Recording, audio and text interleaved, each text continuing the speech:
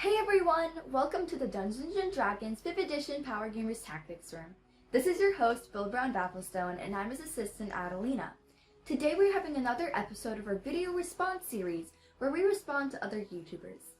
Yeah, so I just saw a video by a guy called Dungeon Craft, and the video was called Critical Role, Pokemon, and the Future of Dungeons & Dragons.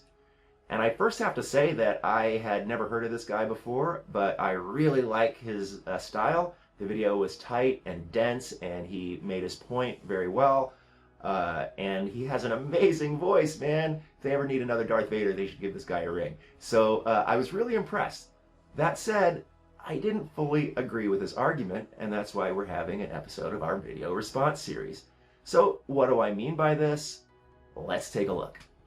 So the first thing I should mention is that I'm going to be paraphrasing his arguments. I have linked the original video below so you can watch it in his own words, but for the purposes of this video I have to do paraphrasing, and so I apologize in advance if I got any of it wrong. I tried to do the best I can and do it intellectually honestly, but you know, sometimes mistakes happen. Hey, so timeout. I am pausing the video because I actually posted this video to my Patreon page for my subscribers like one day early. And in that intervening day before I posted it to YouTube in general, I took the time to dive more into Dungeon Craft's channel. And I have to say, I am really impressed with this guy. He clearly has very high production values. He clearly keeps his videos short. Most of them are like 10 minutes or less. And I really appreciate the craftsmanship that he puts in to making his points and doing it in a way that respects the viewer. So, man, high marks. That is really rare on YouTube, and I personally aspire to something similar. So definitely check this guy's channel out, man. High marks. And I wanted to add that based on seeing some of his other works, I realize I'm a little unfair to him in this video, because a lot of the things that he is opining on are running themes on his channel. He has other videos that address these things. And, you know, given that he's trying to keep these videos short, it's, you know, unreasonable to expect him to reiterate every one of his arguments in every single video. So I apologize for that. You know, I stand by the content of my video because it's dealing strictly with the content of his video.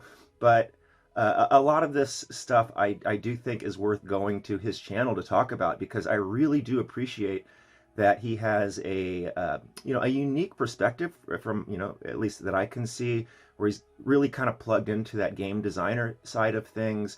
And for example, I really appreciated a video of his where he was talking through the history of the different versions, because man, it was like memory lane for me. I mean, I barely remember those gaming systems, and so to see like the original art and like the actual original words and the paragraphs, man, it all came flooding back. And I thought he had an interesting perspective, and I actually skipped the whole 4th edition thing, so it was like cool to get his perspective. So anyway, I don't mean to babble on, but I did feel compelled to add this onto the original video just to let you know.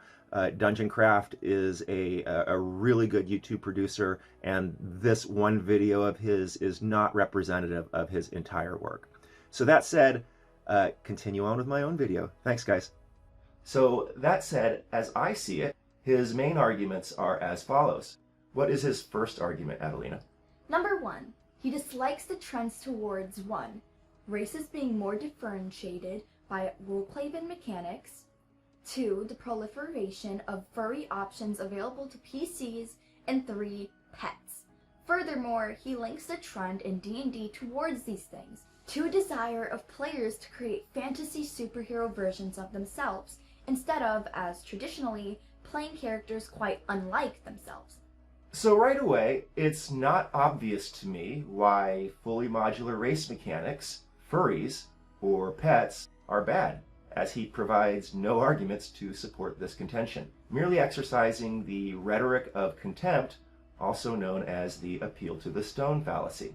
In fact, it seems to me that he contradicted himself a bit by 1, asserting a preference towards characters unlike himself, but 2, condemning the trend towards PC options which differ from the classic races. This is pretty intellectually unsatisfying. given the number of arguments out there in favor of such things, such as the recent Wired article, which I have linked in the description below. I would be interested to hear rebuttals to those arguments and not merely opinions about them.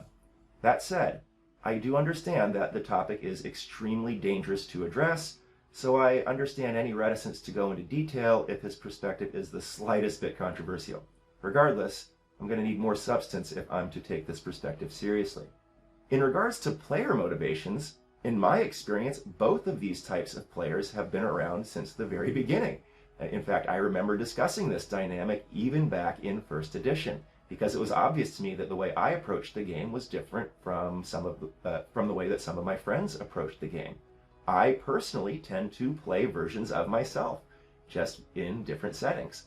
And I have friends who are often actors who prefer to do otherwise and greatly mix it up with tons of different personalities every single time.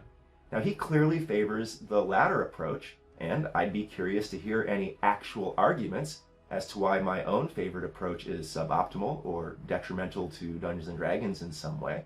And I'd also be curious to know why he believes this dynamic has any impact on the trends towards modular racial mechanics, furries, and pets, as the connection isn't obvious to me at all.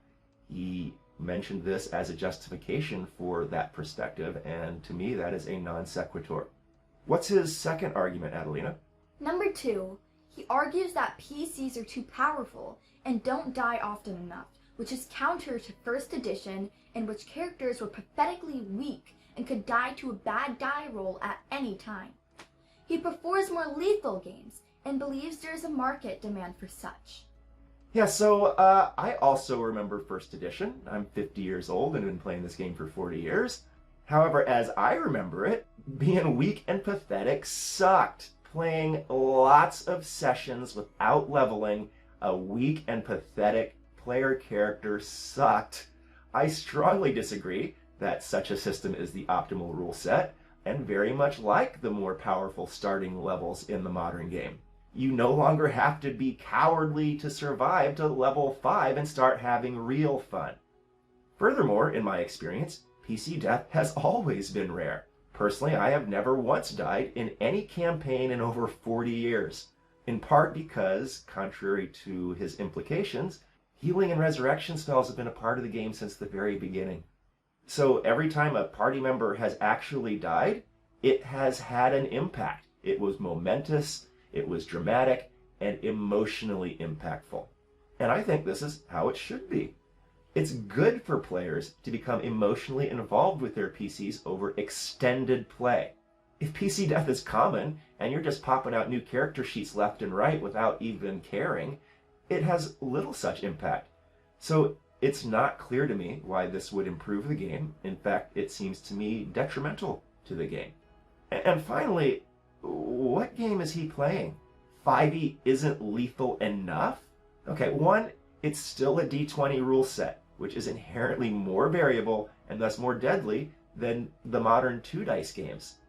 And 2, this seems counter to the entire intent behind bounded accuracy, which in fact increases the lethality of encounters as a whole by ensuring that PCs cannot greatly exceed their enemies in terms of power level.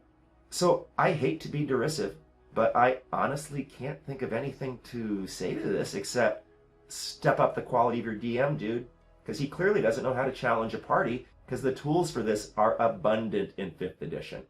As an example, in my own campaign, my DM kind of took baby steps in his encounters because he was trying to tease out our power level as a whole, because we're kind of an odd mix of me, who is a pretty hardcore optimizer, and then 4 guys who are more into the roleplay side of things. So this kind of resulted in a lot of encounters at the beginning where I wasn't challenged in the slightest. In fact, I didn't take a single point of damage for like 6 months.